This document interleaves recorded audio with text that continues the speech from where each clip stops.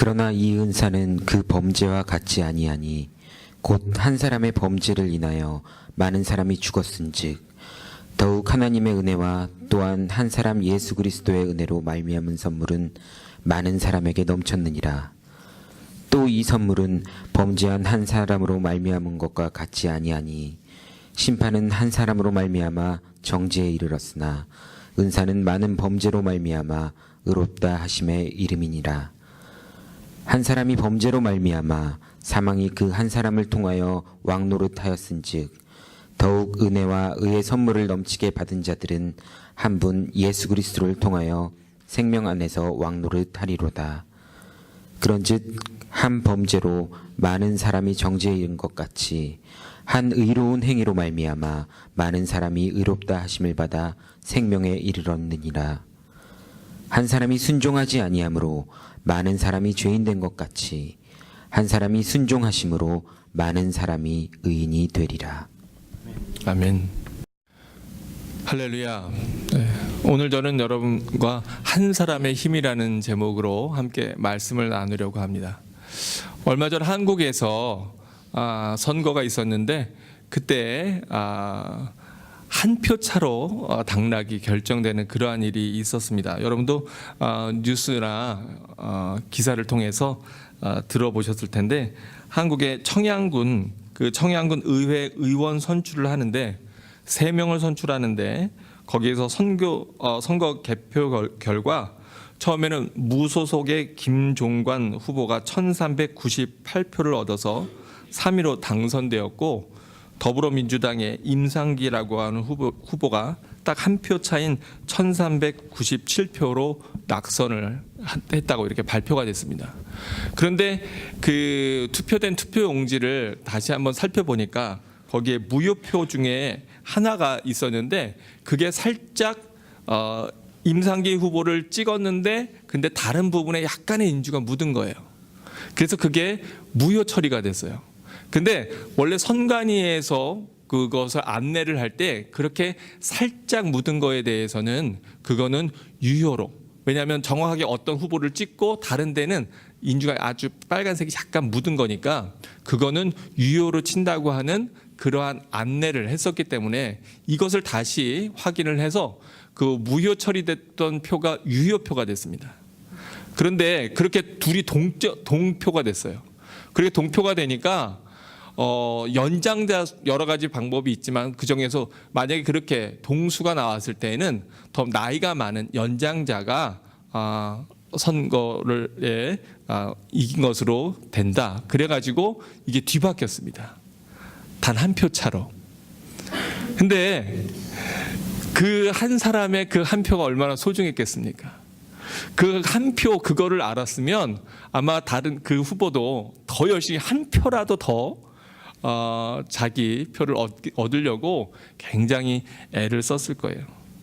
근데 역사상에 그 한 표 때문에 결정된 많은 일들이 있습니다. 여러분, 우리가 어쩌면 지금 미국의 공용어가 영어가 아니라 독일어가 됐을 수도 있었다고 하는 걸 여러분 역사적인 사실을 아십니까? 그 1776년에 미국에서 독일어로 모국어 사용할, 그 당시에는 독일에서 온 사람들이 많았기 때문에 독일어로 할 것인지 영어로 할 것인지에 대한 투표가 있었습니다. 근데 그때 단 몇 표 차로 영어가 선택됐을까요?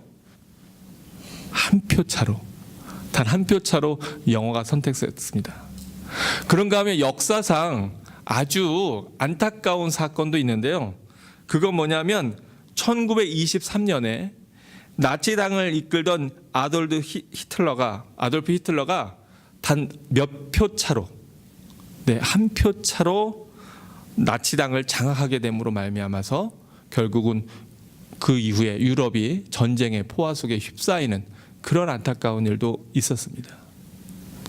이 한 사람, 한 표라고 하는 것, 이것이 얼마나 중요합니까?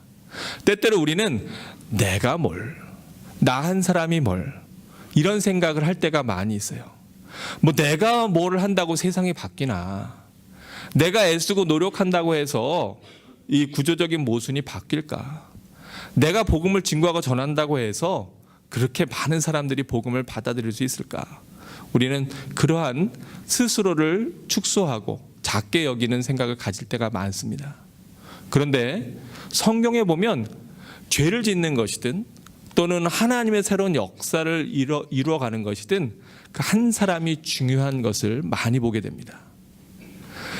여호수아 시대에 바로 아간이라고 하는 사람이 범죄했기 때문에 그들이 아이성을 침에 들어갈 때에 크게 지고, 그리고 처음으로 그 전쟁에서 바로 한 사람의 범죄로 말미암아서 하나님의 분노를 또 통해서 그 전투에서 지는 것을 우리가 알 수도 있고요.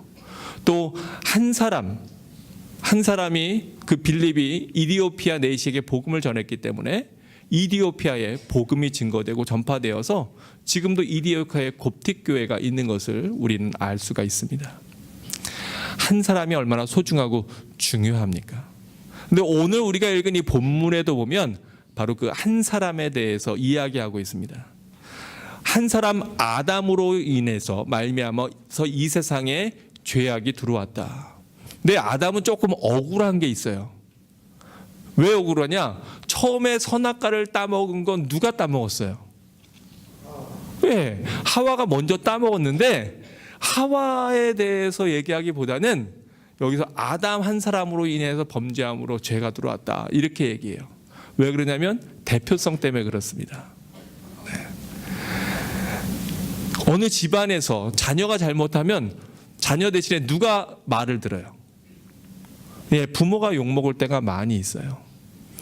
하와가 먼저 따먹었지만 그러나 그 남편인 아담이 그 가정의 가장이기 때문에 성경에서는 바로 아담의 범죄로 그렇게 이야기하고 있습니다. 그리고 또 실제로 아담도 그 하와의 이야기를 듣고 선악과를 따먹었기 때문에 그 범죄했던 것을 우리가 알 수 있죠. 그 범죄라고 하는 것이 무엇이었습니까? 아니, 그거 사과 하나 따먹은 게 뭐 그렇게 대단한 거라고. 물론 이제 여기서 사과라 그러지만 그 사과라고 하는 것은 이제 정확한 이야기가 아니고 선악과죠. 그 선악과 하나 따먹은 게 뭐 그렇게 대단한 일이라고. 그런데 바로 그 하나가 어떠한 의미를 갖고 있나요? 하나님의 말씀에 대한 불순종, 철저한 불순종을 의미하고 있습니다. 그 전까지는 하나님 말씀에 대한 불순종이 없었어요. 하나님과 교제하며 하나님과 친밀하게 대화하며 함께 하나님과 동행했던 아담의 삶이었는데 바로 그 불순종으로 말미암아 하나님의 말씀을 듣지 않는 것으로 말미암아 하나님과의 거리가 생겼어요. 그 작은 죄로 말미암아서 하나님을 피하게 되고 하나님을 숨게 되고 결국은 이 세상에 죄가 들어오는 것을 우리가 봅니다. 우리 자녀들도 마찬가지예요. 어릴 때에는 엄마밖에 몰라요. 엄마 없으면 난리 날 것 같고요. 큰일 나는 것 같아요. 그런데 자기가 크면서 아이들이 엄마를 피할 때가 있어요. 엄마의 눈길을 피하고 엄마를 슬근슬근 피합니다. 그럴 때는 주로 뭔가 애가 사고 쳤거나 잘못했거나 또는 성적이 너무 나쁜 그런 성적표를 받아왔거나 뭔가 잘못했을 때 부모를 피하는 경향을 보게 됩니다. 성도들도 그런 경우가 있어요. 은혜 막 받을 때는요, 목사님 그리고 여러 가지 이야기들을 많이 합니다. 그리고 연락도 자주 하고요. 목사님한테 기도 요청도 하고 그럽니다. 목회자와의 간격이 가까워요. 그런데 삶의 어떤 문제나 또 내 마음속에 하나님에 대한 어떤 그 잘못들, 짐들, 이러한 부담감들이 들어오게 될 때 하나님을 가까이 하는 것보다도 먼저 목사님을 가까이 하는 것을 피해요. 눈길이 마주치는 것도 피하고 이렇게 피합니다. 얼마 전에 어느 청년을 이렇게 본 일이 있는데 근데 그 청년을 이렇게 와서 제가 얘기를 하려고 그러니까 저를 피하더라고요. 왜 피했을까요? 왜냐하면 목사님 만나면 뭐라 그럴까 봐. 어디 나오라 그럴까 봐. 교회 나오라 그럴까 봐. 네. 저는 반가워가지고 얘기하려고 그러는데 물론 얘기는 했습니다만 이렇게 막 저를 부담스러워하는 그 눈빛과 이렇게 피하고자 하는 그 마음이 그대로 다 보여지는 거예요. 제가 참 안타깝고 마음이 참 아팠어요. 네. 목사님 만나서 목사님이 교회 나오라고 그러면 그게 부담스러우니까 또 싫으니까. 근데 여러분, 우리가 하나님 앞에 그럴 때가 얼마나 많이 있습니까? 아담 한 사람이 죄를 지었기 때문에 이 세상에 죄악이 들어왔습니다. 근데 오늘 성경 본문은 바로 예수 그리스도 한 분으로 말미암아 우리가 또한 새 생명 구원을 얻었다, 이렇게 성경에서 이야기하고 있습니다. 어떻게 보면 좀 억울한 것 같아요. 한 사람이 잘못을 해서 모두가 고난이나 어려움이나 죄악에 빠지고, 또 한 사람의 희생으로 말미암아 다시 우리가 새 생명을 얻는다고 하는 것이 좀 이해가 안 될 수도 있습니다. 근데 대표성의 원리라고 하는 것이 있어요. 얼마 전에 우리나라가 월드컵을 경기에 출전했지 않습니까? 근데 그 월드컵 경기에서 선전을 하는 선수들은 11명의 우리나라의 축구 선수들이지만, 그러나 우리는 그 월드컵 경기에 우리나라와 같은 그러한 일체감을 가져요. 그래서 거기서 보면은 우리나라가 어디를 이겼어요? 독일을 이겼어요. 그러니까 그건 선수들이 이긴 건데 누가 이긴 것처럼 기뻐요? 내가 이긴 것처럼 기뻐요. 별로 안 기쁘셨나 보다. 네, 저는 얘기를 듣고 어머나 웬일이니 세상에, 독일을 이겼다고? 저 경기를 못 봤거든요. 그래서 나중에 인터넷에서 그 하이라이트만 이렇게 잠깐 봤지만 기뻐요. 그리고 우리는 흔히 그렇게 얘기해요. 우리나라 축구 선수가 독일 축구 선수를 이렇게 이겼어 얘기하지 않고 한국이 독일을 이겼어 이렇게 얘기해요. 우리들이 그러한 대표성의 원리라고 하는 것이 있어요. 예수님께서 우리를 위해서 대신 죽으심으로 말미암아 우리가 새 생명을 얻었다고 하는 것, 이것이 얼마나 감사하고 기쁜 일입니까? 근데 예수님께서는 바로 우리 인류의 또 이 하나님 나라 법칙의 대표성을 갖고 있어요. 지으면 죽는다고 하는 것은 누가 정하신 법입니까? 제가 손을 향하는 걸 바라보면 답이 나올 수 있어요. 사람이 죄를 범함으로 죽는다고 하는 건 누가 정하신 법이에요? 하나님이 정하신 법이에요. 그 하나님이 정하신 법으로 말미암아 그 하나님께서 또한 구원의 길을 여셨는데 예수 그리스도를 통해서 우리에게 영원한 생명을 주신다고 하는 거예요. 그런데 예수님 안에서는, 하나님 안에서는 시간의 한계가 없어요. 2000년 전에 죽으신 예수님이 아니라 바로 그 예수님은 어제나 오늘이나 내일도 항상 어떠신 주님이에요? 동일하신, 우리와 함께 하시는, 시간의 한계를 초월해서 뛰어넘는 그 예수님께서 바로 우리를 위해서 대신 죽으셨기 때문에 우리에게 영원한 새 생명을 주셨다라고 오늘 성경의 본문은 말씀하고 있습니다. 한 사람, 바로 그 예수 그리스도로 말미암아 어둠의 진영이 깨어지고 사단의 사슬이 끊어지고 죽음을 뛰어넘는 놀라운 구원의 은혜가, 역사가 오늘 우리에게 임했다고 하는 사실을 우리가 분명히 깨닫고 알아야 할 것입니다. 그러면 바로 오늘 우리를 살아가는 우리들의 모습은 어떤가? 내 한 사람이 하지 않음으로 말미암아서 하나님 나라의 큰 진영이 무너지기도 하고요, 또 하나님 나라의 새로운 역사가 열리기도 합니다. 남미의 어느 소녀가 하나님 앞에 기도를 하다가, 그런데 하나님 나라 천국과 지옥을 경험하는 그러한 경험을 하게 됩니다. 그것이 정확한 사실인지 아닌지 우리는 잘 알지 못하지만, 그러나 그 이야기를 들을 때 제가 하나 느꼈던 것이 있어요. 그게 뭐냐면, 그 중에 한 여자를 만났답니다. 근데 그 여인에 대해서 주님이 너무너무 마음 아파하고 슬퍼하시더래요. 그래서 주님, 저 여인은 왜 여기에 왔나요? 그랬더니 하나님이 그 여인에게 주었던 사명들을 계속해서 미루다가 그 여인이 여기에 왔다고 이야기하는데, 무슨 얘기냐면 하나님께서 그 여인을 하나님의 전도자로 부르셨다는 거예요. 그 여인이 그걸 알았답니다. 그런데 학생 때는 하나님, 제가 이 공부를 마치고 그리고 하나님 일을 하겠습니다. 그랬다는 거예요. 그런데 그 공부가 끝나니까 그만 연애를 해서 애인이 생겼대요. 하나님, 제가 가정을 이루고 그리고 그 사명을 감당하겠습니다. 가정을 이루었어요. 근데 가정을 이루어서 그렇게 살다 보니까 하나님을 위해서 살기보다는, 복음 전도하며 살기보다는 그냥 일상에, 자기의 삶에 묶여서 그렇게 시간을 보내고 살았다는 거예요. 그러면서 뭐라고 예수님이 말씀하시냐면, 그 여인이 바로 내가 그에게 사명을 주었을 때 복음을 전했더라면 수천 명을, 그 한 사람으로 말미암아서 수천 명이 하나님께로 돌아올 수 있었는데, 그는 그 사명을 분명히 깨닫고도 그것을 이행하고 삶에 적용하고 실천하지 않아서, 복음을 증거하고 전하지 않아서 수많은 사람들이 새 생명을 얻지 못하고 그리고 지옥으로 가게 됐기 때문에, 그래서 저 여인이 그 벌을 받는 것이라 그렇게 이야기하는 대목이 있는데, 어쩌면 오늘 내가 증거하고 오늘 내가 전하지 않는, 오늘 내가 그리스도의 사랑으로 나누고 베풀지 않는 그 하나로 말미암아서 이 세상에 큰 영향을, 또 부정적인 영향을 끼칠 수도 있고, 오늘 내가 증거하고 전하는 그 말 한마디로 말미암아서 이 세상에 놀라운 일들이, 또 하나님의 나라가 확장되는 놀라운 역사가 일어날 수도 있다고 하는 사실을 우리가 심각하고 진지하게 생각해 봐야 된다고 하는 거예요. 그래서 여러분 한 사람은 그냥 한 사람이 아닙니다.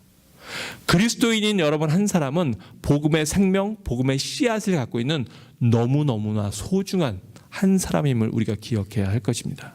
옆에 있는 분에게 이렇게 얘기해 주세요. 당신은 정말 소중한 분입니다. 한번 그렇게 얘기해 보세요. You are so precious. 당신은 정말로 소중한 사람입니다. 네. 기왕이면 한번 이렇게 안아주면서 한 번 더, 당신은 정말 소중한 사람입니다. 네, 한번 그렇게 해보세요. 네.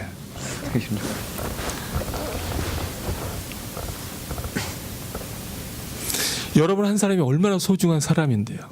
여러분 한 사람이 주일날 주님 앞에 나오느냐 안 나오느냐에 따라서 목사가 이 앞에서 설교하면서 이 마음에, 또 이 심적인 부담감이 굉장히 크게 좌우합니다. 네. 여러분 얼굴을 보면 제가 주님 보는 거, 이렇게 햇살 보는 것 같이 마음이 환하고요. 이렇게 예배를 드리지만 누군가 보이지 않으면 목사는 마치 자식이 밤이 됐는데 돌아오지 않는 것처럼 그렇게 마음 한구석에 텅 빈 것 같은 그러한 안타까움과 아쉬움을 갖고 말씀을 증거하고 전하거든요.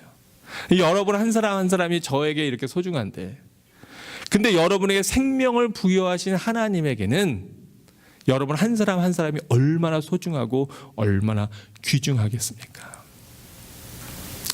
미국의 역사 가운데 많은 복음 전도자가 있지만 드와이트 무디라고 하는 사람처럼 그렇게 많은 큰 족적을 남긴 사람도 별로 없을 겁니다. 사실 이 드와이트 무디는 굉장히 가난하고 열악한 환경과 가정 속에서 자라나고 큰 사람입니다. 그는 4살 때 아버지가 심장병으로 갑자기 돌아가셔서 굉장히 가난하고 어려운 집안에서 가정에서 자라게 됩니다. 그래서 학교를 제대로 다니지를 못했어요. 그래서 글씨도 잘 모르는 그러한 문맹자였습니다. 그가 17살 되던 때 고향을 떠나서 보스턴으로 가서 외삼촌의 구두가게에서 취직하고 일하게 됩니다. 그리고 그때는 별로 믿음도 없었어요. 근데 외삼촌이 신앙이 있는 분이었기 때문에 그 외삼촌의 성화에 못 이겨서 마지못해 교회에 끌려나가게 됩니다. 그런데 바로 그렇게 교회에 끌려나갔을 때 그가 한 주일학교 선생님을 만납니다. 그는 에드워드 킴볼이라고 하는 선생님이었는데요. 근데 이 킴볼 선생님이 성경을 가르치려고 하는데 보니까 이 아이가 글을 제대로 읽지를 못하는 거예요. 성경을 제대로 찾지도 못하는 거예요. 사실은 그때 그 첫날 무디는 너무나 창피했고 무안했기 때문에 교회를 더 이상 나가지 않았습니다. 그런데 그 킴볼 선생님이 구두방으로 찾아옵니다. 그래서 무디에게 권면을 하고, 그리고 무디에게 성경을 통해서 글을 가르치기 시작합니다.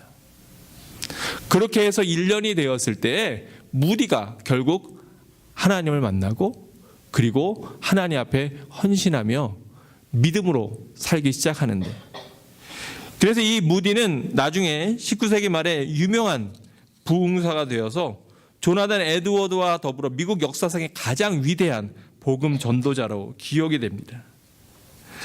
그는 사실은 영어를 할 때에 제대로 교육을 못 받았기 때문에 문법적으로 틀릴 때가 굉장히 많았답니다.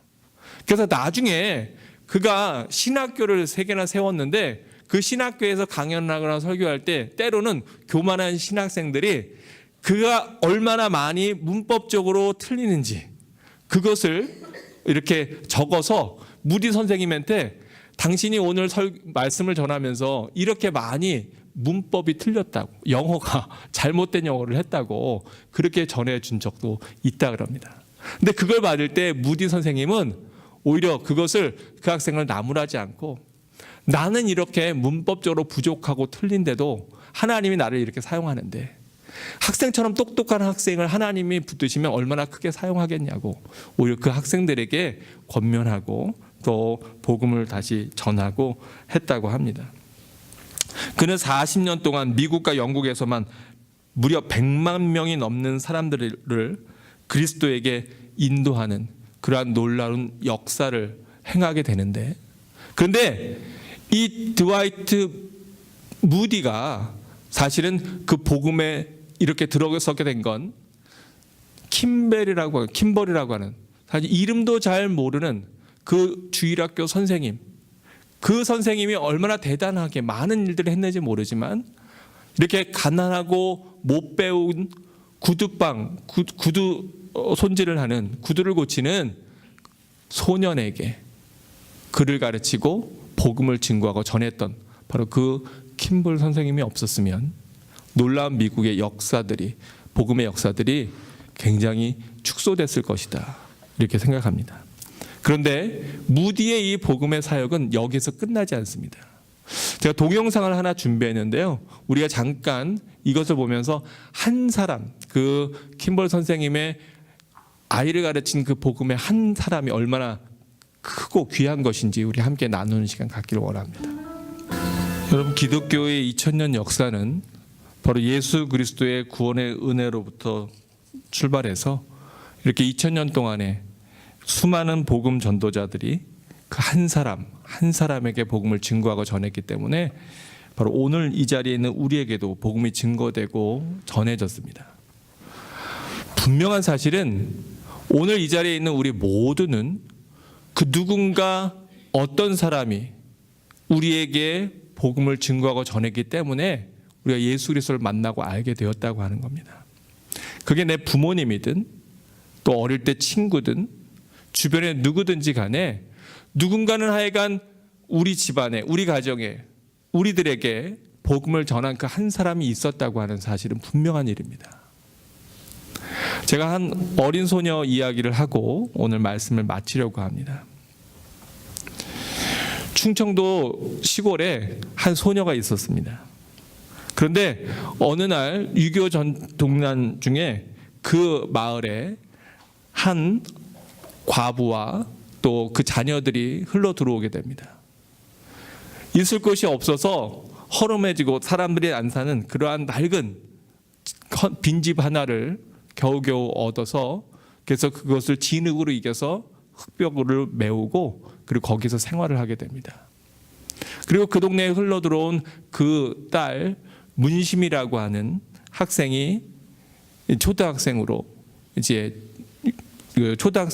초등학교에 다니게 됩니다. 근데 그때 자기 같은 반에 자기 짝이 된 친구를 집에 초대하고 놀러 오게 합니다.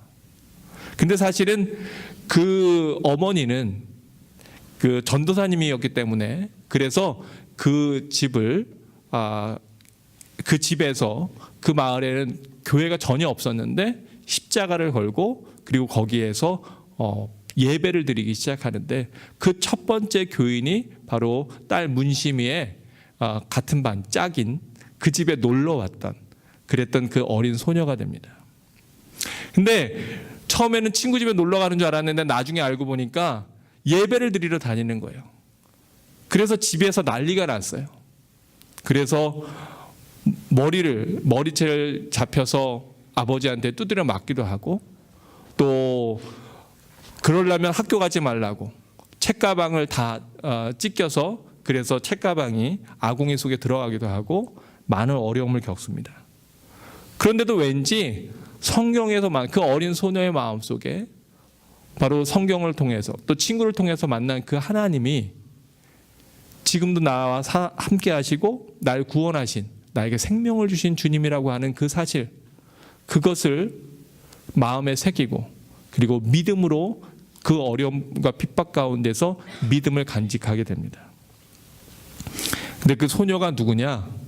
바로 저희 어머니입니다.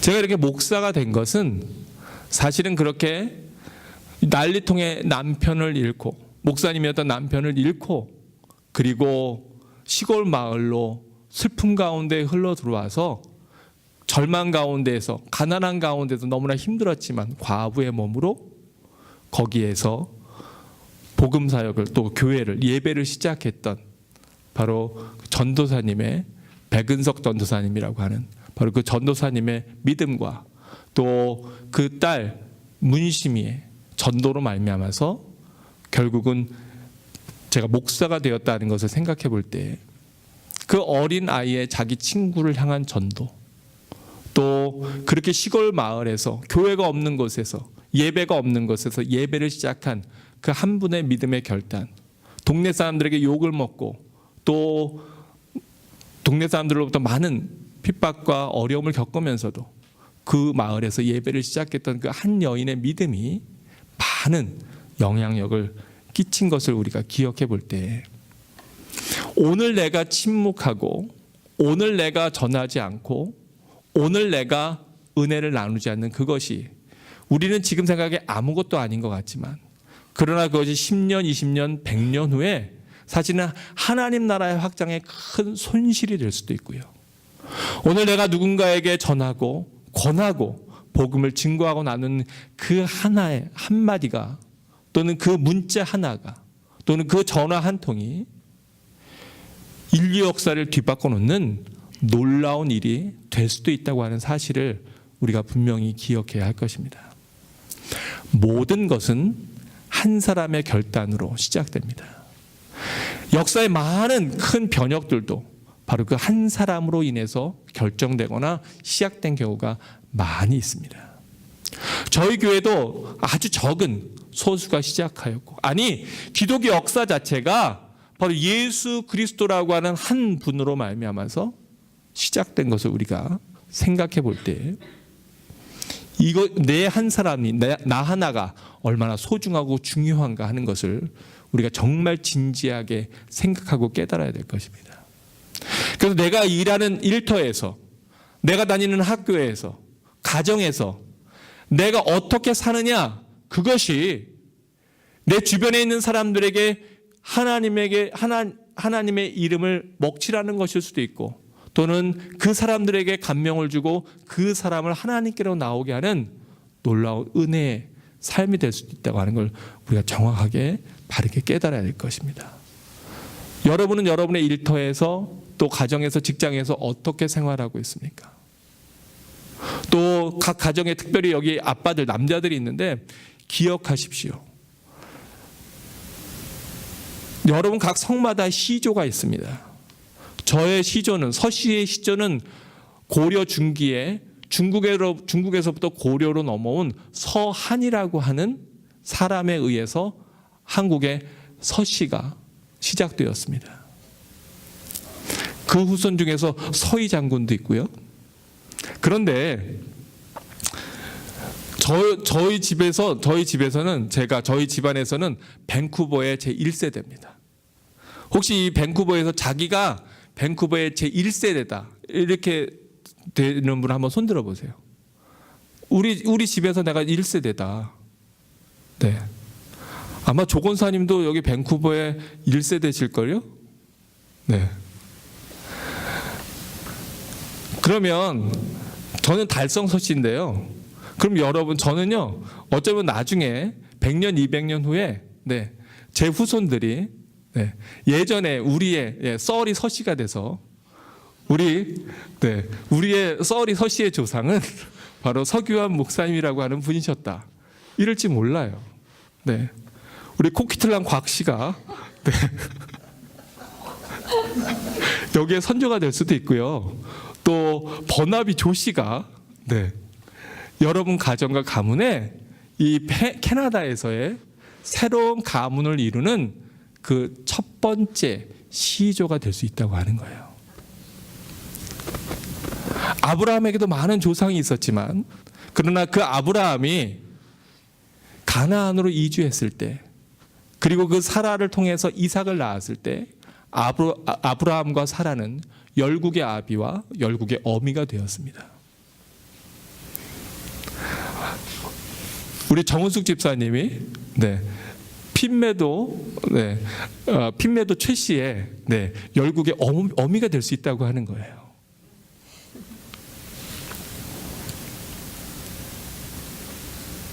나중에 우리의 자녀들이,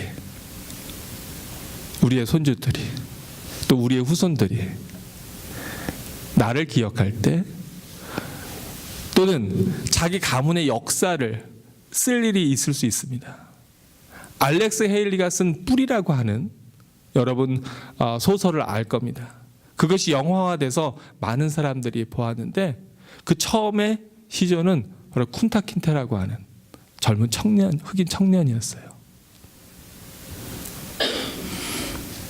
우리가 살아가는 오늘 하루하루가 사실은 내 후손들에게, 내 뒤에 나를 따라올 많은 그러한 자손들에게 복음의 가문으로, 복음의 가정으로 세워지는 귀한 그 첫걸음이 될 수 있다고 하는 사실을 우리가 분명히 인식하고 각인하고 생각해야 될 겁니다. 그렇다면 오늘 하루 살아가는 나의 모습이 어때야 할 것인가? 또 주님 앞에서의 나의 모습이 어떤 모습이어야 될까? 우리가 막중한 무게감을 느낄 수밖에 없습니다.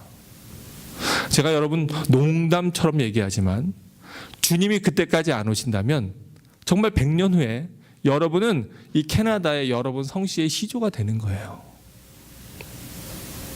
그때 과연 우리의 후손들이 나를, 또 지금 이 시대를 또 어떻게 평가할까?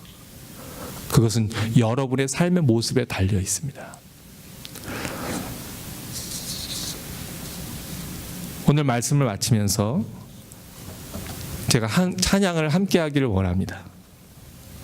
여기 가사 이 곡을 택한 이유가 있는데, 왜냐하면 그 가사에 주를 찾으시는 그 한 사람, 그 예배자, 내가 그 사람 되길 간절히 주께 예배하네. 오늘 하루 여러분은 오늘 이 자리에 왜 모였습니까? 하나님을 경배하며 예배하기 위해서 모였습니다. 근데 모든 예배를 하나님이 다 받으시는 건 아니에요. 가인의 제사는 하나님이 받지 않으시고 아벨의 제사를 받으신 것을 우리가 기억합니다. 왜 그렇습니까? 바로 아벨은 하나님 앞에 온 마음을 다하여서 주님 앞에 믿음의 제사를 드렸지만, 가인은 그렇지 않았다고 히브리서 기자는 고백하고 있습니다. 오늘 예배를 드리는 우리들의 마음가짐과 우리들의 모습은 어떤가요? 오늘 말씀이 그저 한 귀로 듣고 한 귀로 흘려버리는 그러한 메시지입니까? 아니면 바로 그 메시지를 듣고 하나님이 오늘 나에게 주시는 어떤 말씀, 또 그 음성을 여러분 붙잡으십니까? 오늘 이 찬양을 함께 부르고 우리가 기도할 때, 하나님, 드와이트 무디에게 복음을 전했던 킴볼과 같은 바로 그 한 사람 제가 되게 해주십시오. 오늘도 제가 아니면 복음을 듣지 못할 바로 그 사람에게 복음을 증거하고 전하고, 이번 한 주간 지나면서 내 주변에 아직도 하나님 앞에 나오지 못하고 하나님을 알지 못하는, 하나님을 인격적으로 만나지 못한 바로 그 사람에게 그리스도를 증거하고 전하는 그 한 사람, 바로 제가 되게 해주십시오. 우리 이런 마음으로 하나님 앞에 하나님 기뻐 받으시는 그 한 예배자 제가 되겠습니다. 결단하는 마음으로 찬양하고 기도하는 시간 갖기를 원합니다. 함께 찬양하겠습니다.